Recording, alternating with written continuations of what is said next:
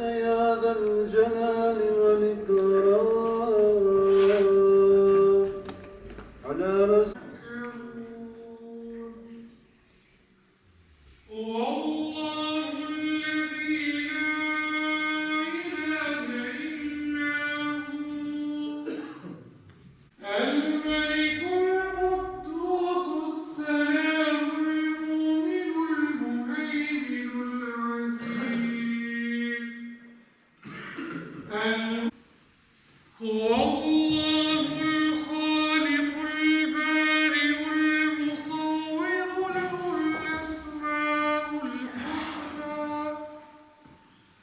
يسبح له ما في السماوات والأرض وهو العزيز الحكيم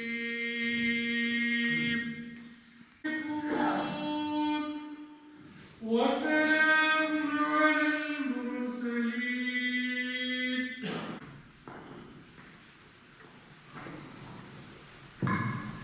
الحمد لله رب العالمين والصلاة والسلام على رسولنا محمد وعلى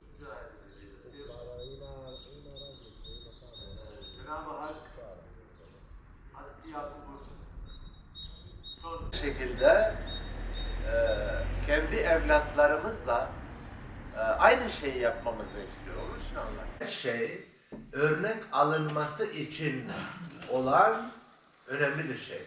Yani Kur'an'da bunun için bunu anlatır. Ramazan-ı Şerif ayında işte bazen Ramazan'ın kendine göre bir ilhamı var. Hakkında Cenab-ı Hak diyor ki Allah'ın kelamının manalarını anlatmaya çalışırsanız birkaç defa mesela başka birisine bunu anlatamazsın. Bu ancak bir mümin anlar bunu. Bu söylediğim sözü anlatamazsın. Yani nasıl olabilir der. Yani bu bir kitaptır. Siz genişletiyorsunuz. Gerçek manada sana hakikati getireceğini gördüğün zaman her an yeni manalar doğuyor azizler Kur'an'da. Bakın şimdi mesela biz bir yapay zeka, bu artificial intelligence'nin zamanındayız. Her şeyin manaları hangi kitabın olursa olsun bu yapay zekaya girdiğiniz zaman size aktarabilir. Fakat Kur'an'ın manalarını asla aktaramaz. Tam manasıyla diyorum yani. Geçmişte söylenenleri aktarır.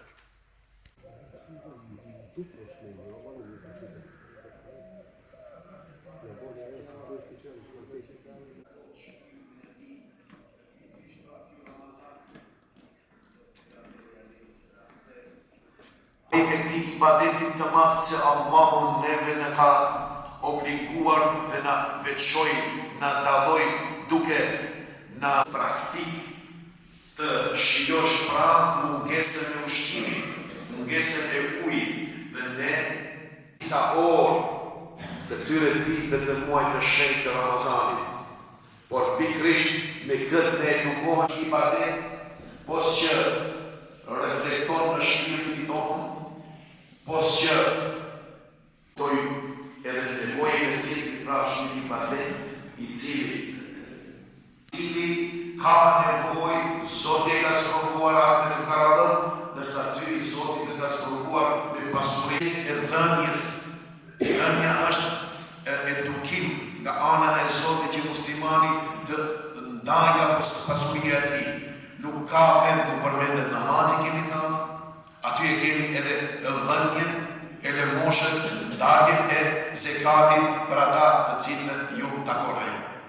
Prandaj edhe Allah e ka përmendur se dhënia e zekatit nga pasuria jonë do të shtim ngritje e ekonomisë, zhvillimit tonë, mirëqenies tonë. Ai një ditë një djalë i ri takon Musën alayhis salam, pejgamberin e Zotit. Dhe dinte se duat e Musës alayhis salam Allahu nuk i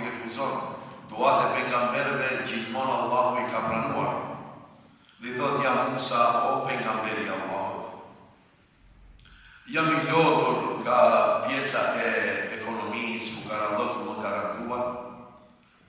Apo ta lutish Allahu subhanahu wa ta'ala që të më dhuroj pasuri. Të kemi kujdes më të madh se tjerë. Prandaj mos të bëhet situata njerëz që na tregojnë me gisht gjëmatën e domethënë të gjitha atributet dhe cilësitë negative që ekzistojnë të prezantohen me një musliman. Të gjohen, çka thon, por punët mos e shikoj se çka punon. Kjo nuk është në përputhje me fen islame, që e marr shembullin prej neve prej dhe një islam që e kërkon Allahu xhaleshanuhu me përjetim xhamatën, një islam psikologjik. Islami tradicional që ne në musliman edhe patjetër shkojmë në atë imitim. Imani tjetër që Imam Gazaliu radiallahu, prandaj Allahu xhaleshanuhu në një ajet të Kur'anit xhamatën nderuar thotë: Ja eyyuhalladhina amanu, që ne do të jemi të vetëdijshëm për këtë besim, jo të pavetëdijshëm. E kemi trashëguar, jemi musliman, elhamdulillah, edhe ajo është mirë. Por Imam Gazaliu radiallahu anhu, iman I cili do ta përforcojmë në atë duke mësuar, duke studiuar, duke analizuar timi I islamit. Mos të jetë një iman sociologjik. Pa marrë parasysh se çfarë pozicioni kemi. Nuk janë njerëzit që të jenë musliman I denj, I mirëfill, I mirë dhe kështu me radhë. Jo, kjo është gabim. Pa marrë, edhe ai do ta ketë atë përgjegjësinë dhe kështu me radhë prej hierarkia do shkojë prej te më I voglit deri te më I madhi. Përgjegjësia është ajo që kërkohet prej neve. Dhe prandaj, atë detyrë që e kemi marrë, duhet ta bëjmë në mënyrë më të mirë dhe të jetë I kënaqur Allahu xhaleshanuhu prej neve, të jenë të kënaqur njerëzit rreth ku jetojmë dhe të jemi të kënaqur vetë ne xhamatën nderuar. Nëse dëshironi ta dini se a është një punë e kryer mirë vetë, si një individ, si një person. Nëse dëshironi ta dini se a ke kryer mirë, përpara pyete vetveten, a je I kënaqur vetë? Nëse je I kënaqur vetë, atëherë janë të kënaqur edhe njerëzit. Kjo është baraspeshja e kësaj xhamate nderuar.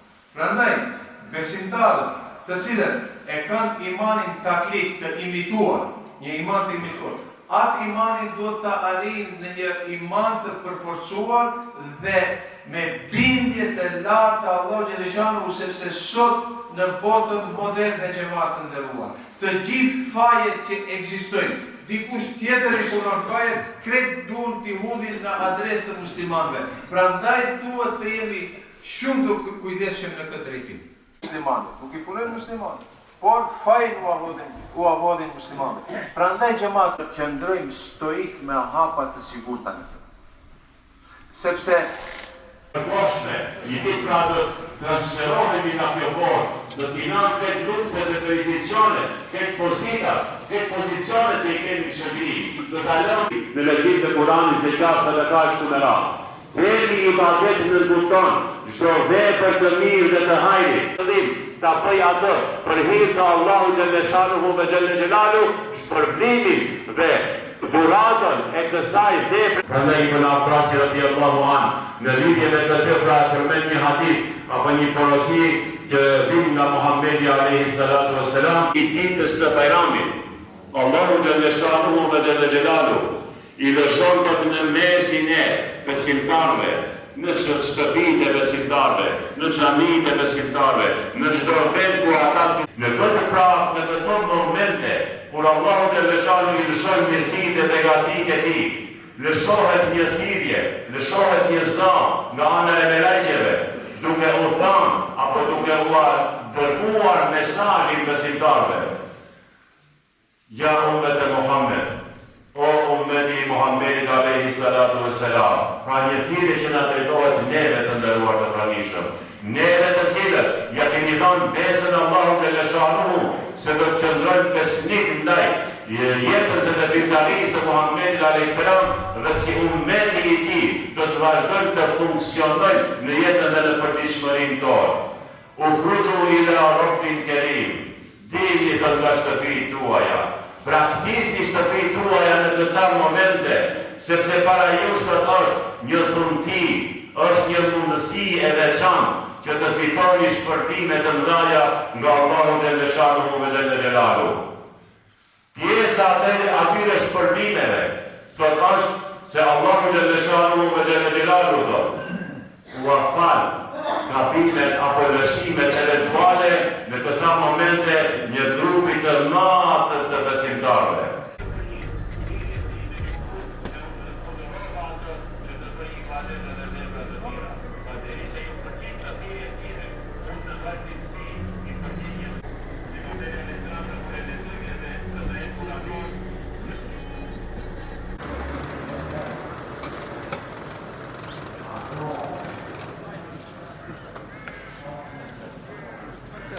Jo, po të zemenina, ma izin verë më bëjnë kërë shi. Se shi për dhe vëzë të në.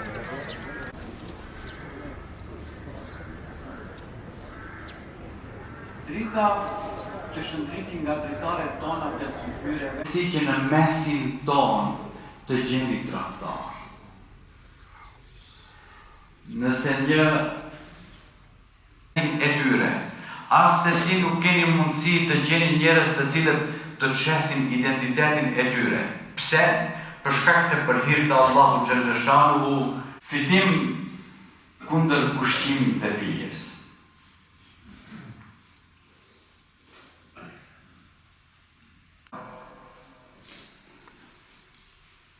Nga kjo unë kuptoj, në çdo ditë që ne e braktisim mëkatin, arrim një fitore. Vëllezër të nderuar, me siguri se edhe ju më unë kam frikë vetëm diçka. Transmetohet nga Ka'b bin Ujre një ditë pejgamberi sallallahu alaihi wasallam, i dërguari i Allahut, i thirr shokët e vet që t'i afrohen minberit. Edhe ngjitet lart në shkallën e parë, thot amin, të dytën thot amin, të tretën thot amin. Shokët e pyetën ja Resulullah, çka ishte, a mund të na tregosh? Thot në shkallën e parë, thash amin, për shkak se Allahu xhaleshanuhu thot mallkuar qofshin ata të cilët gjatë muajit të agjerimit nuk u afalen mëkatet, thash amin. Në shkallën e dytë ta mallkuar qofshin ata të cilët kur përmendet emri yt nuk çojnë selavat, thash amin. Në shkallën e tretë ta mallkuar qofshin ata të cilët nuk respektojnë prindrit e tyre se kanë djallë, thash amin. Tjetë që i kemi pas drejtuar drejt Allahu xhaleshanuhu ne kishte planuar. Unë këtu kam një lajmërim, kam ca dua që duhet t'i bëjmë, por paraprakisht, për shkak se 2 vjet falin namazin e bayramit, është mirë ata të cilët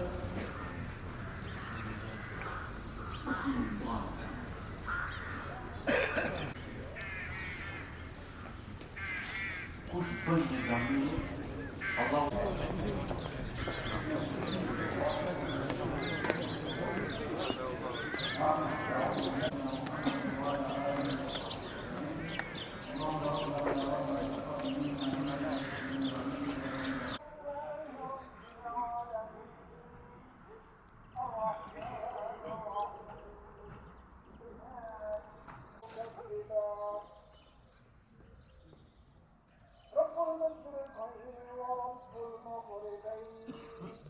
يخرج منهما اللؤلؤ والمرجان فبأي آلائكما تكذبان كل من عليها فان الله أكبر الله